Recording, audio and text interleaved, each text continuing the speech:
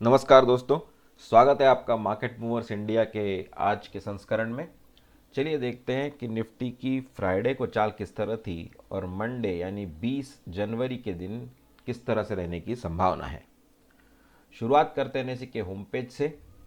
तो निफ्टी ने फ्राइडे को 108 अंकों की गिरावट के साथ 23,203 पर क्लोजिंग दी और बैंक निफ्टी ने लगभग 740 पॉइंट गिरावट के साथ 48,540 पर क्लोजिंग दी। निफ्टी कल ओपन हुआ काफ़ी अच्छा 23,277 पर और फिर फिसलता गया, फिसल कर नीचे आया 23,117 के आसपास और फिर लेकिन बाद में कंसोलिडेट ही करता गया। अगर चार्ट्स पर देखेंगे तो निफ्टी के एक घंटे में कोई बदलाव नहीं आया नेट नेट, वो मैं आपको बाद में दिखाऊंगा। चलिए देखते हैं कि एडवांस टू डिक्लाइन रेशो कैसा रहा।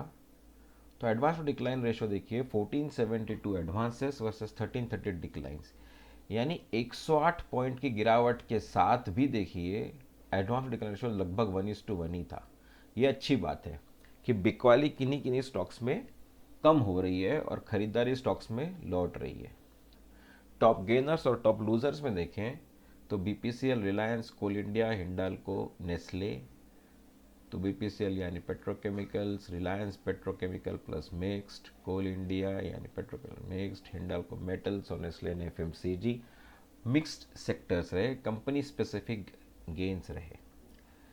कल रिजल्ट्स रिलायंस के भी आए और इन्फोसिस के भी। रिलायंस ने 2.65% की इंक्रीज की क्लोजिंग दी, ओपनिंग में लगभग 5% ऊपर था।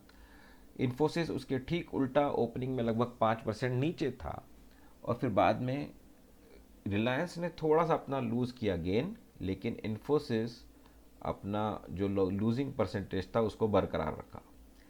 हुआ ये कि इन्फोसिस के रिजल्ट्स मार्केट को पसंद नहीं आए, जबकि इन्फोसिस ने एस्टिमेट्स को बीट किया। वो क्यों हुआ, तो उसका कारण ढूंढने पे हमें ये समझ में आया बेसिकली कि अगर ये ध्यान से पढ़ें आप, this is because tepid large deal wins, the absence of mega deal wins in Q3 bring uncertainty और वेदर द आईटी फर्म में see double digit growth in FY26। यानी लोगों को भरोसा नहीं रहा इन्फोसिस पे कि कोई बड़े डील्स उन्होंने विन नहीं किए।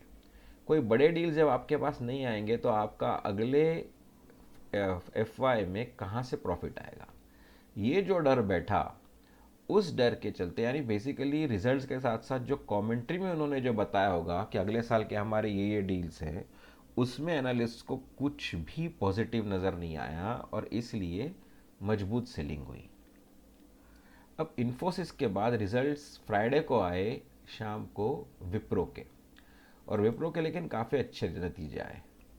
विप्रो के नतीजों को हम देखें तो विप्रो ने देखिए नेट प्रॉफिट जूम्स 24.5%, यानी ये ईयर ऑन ईयर है।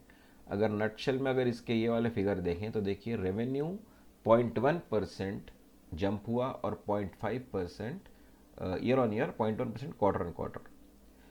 PBITTM यानी basically profit before interest depreciation taxes and margin, ये जो ईयर ऑन ईयर चेंज था वो 3.24% रहा गेन और क्वार्टर ऑन क्वार्टर चेंज 33।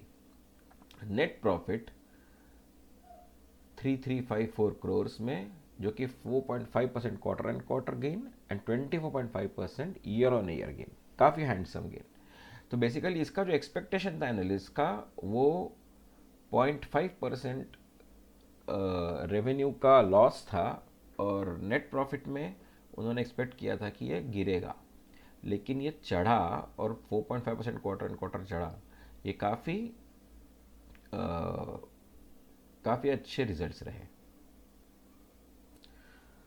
तो विप्रो कल जो 2.2% गिरा था वो अब थोड़ा सा रिवाइज करेगा, यानी बेसिकली वो रिट्रेस करेगा, सॉरी, और गेन में आएगा मंडे के दिन।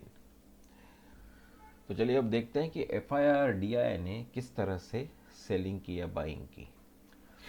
तो FIIs ने हमेशा की तरह कैश मार्केट में कल 3,318 करोड़ की सेलिंग की, जबकि DIIs ने कैश मार्केट में 2,572 या 2,573 के आसपास, यानी 800 अंकों की लगभग 800 करोड़ ज़्यादा सेल की एफआईआई ने कैश मार्केट में डीआई के मुकाबले।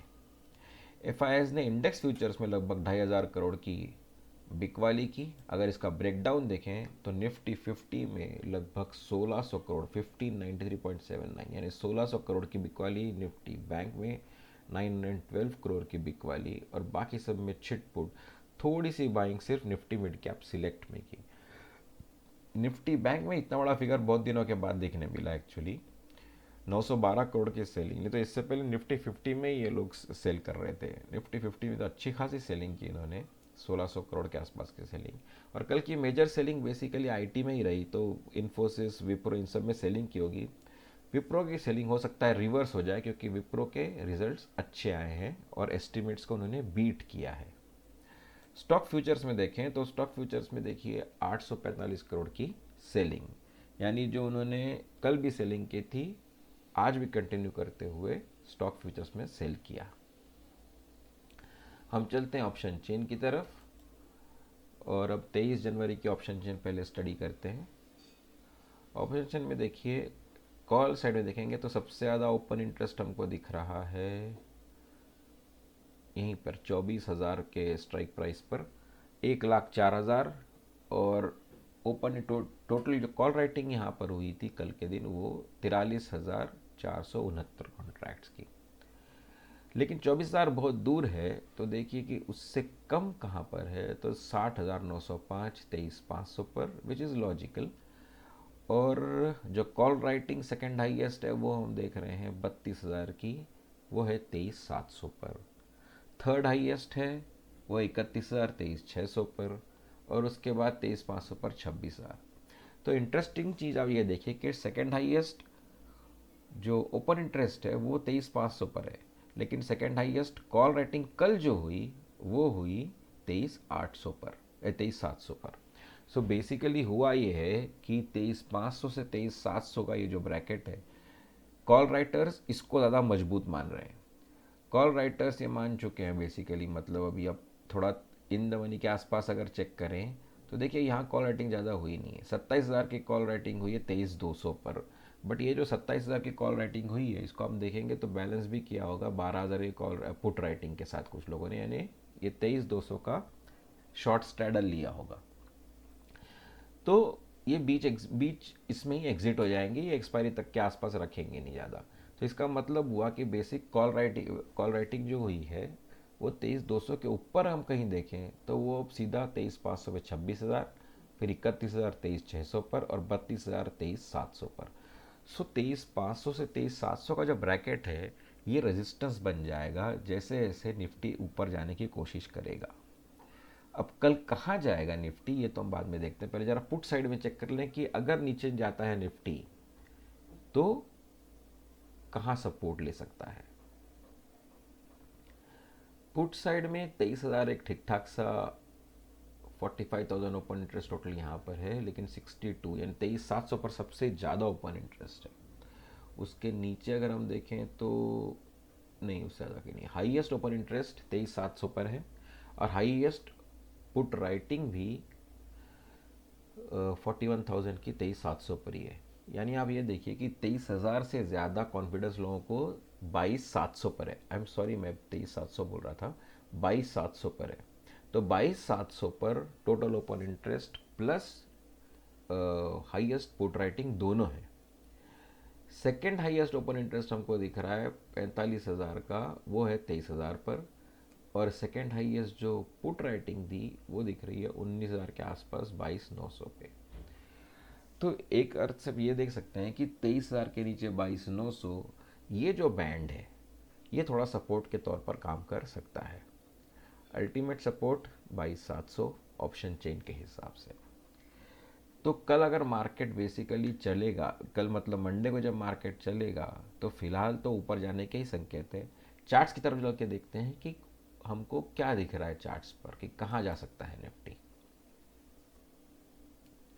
तो देखिए ये था डेली चार्ट, और निफ्टी ने 23,203 की क्लोजिंग दी थी। यहाँ मैं आपको एक चीज़ दिखाऊं, यहाँ अगर आप ध्यान से देखें तो एक घंटे में ओपनिंग क्लोजिंग पिछले 4 कैंडल्स की सेम थी। इसका मतलब ये दिख रहा है कि निफ्टी 23,200 के आसपास ही ऊपर नीचे करता रहा, यानी लगभग 60 पॉइंट ऊपर और 40 पॉइंट नीचे।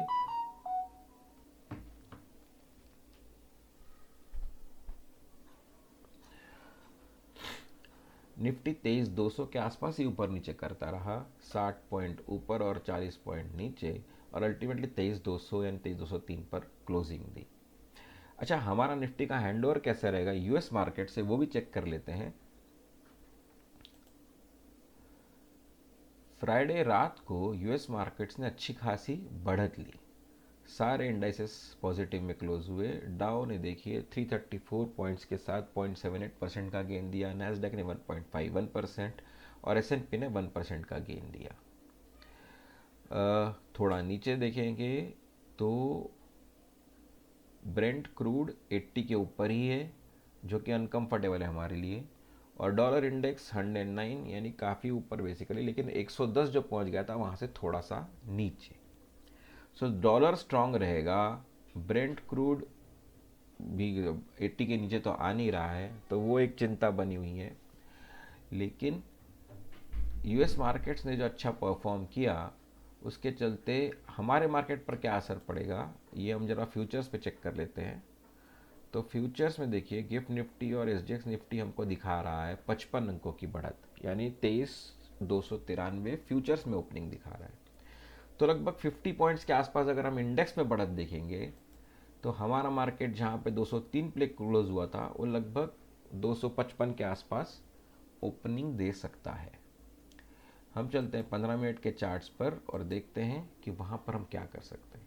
तो देखिए 15 मिनट का ये चार्ट है निफ्टी का, ये निफ्टी की क्लोजिंग 203 और 203 के ऊपर 15 यानी 255 के आसपास देखिए तो 240 का फर्स्ट रेजिस्टेंस यहाँ दिख रहा है, और इसके ऊपर तो निफ्टी निकल जाएगा बड़े आराम से।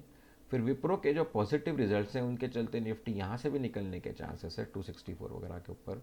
सो पहला रेजिस्टेंस 23,300 पर ही आएगा, और फिर अगर यहाँ से निकल जाता है तो ये आपका अल्टीमेट टेस्टिंग जोन 23,357 टू 23,390 के आसपास, यानी मोटा मोटा 23,350, यानी मोटा मोटा 23,350 से 23,400 के बीच। तो ये अल्टीमेट टेस्टिंग जोन है। निफ्टी ने अगर इसको पार कर लिया तो निफ्टी 23,400 के ऊपर सस्टेन होना चाहिए, तब जाकर हम मानेंगे कि निफ्टी यहाँ से ऊपर जाने के लिए थोड़ा बहुत तैयार लग रहा है। तो मंडे के लिए आपके जो ट्रेडिंग पैरामीटर्स हो यही है कि निफ्टी 350 के आसपास आए तो सेल कर सकते हैं, और निफ्टी अगर यहाँ पर आए 105 के आसपास तो बाय कर सकते हैं, यानी निफ्टी 23,100 पर बाय और निफ्टी 300 पे सेल। यहाँ ये बात बताना ज़रूरी है कि मैं कोई से भी रजिस्टर्ड एनालिस्ट नहीं हूँ, और आप अपने फाइनेंशियल एडवाइज़र से या अपने टेक्निकल एडवाइज़र से पहले सलाह ले लें और फिर मार्केट में ट्रेड या इन्वेस्ट करें। तो दोस्तों चलिए ये वीडियो ख़त्म करते हैं और मिलते हैं मंडे की शाम को। तब तक के लिए नमस्कार, धन्यवाद।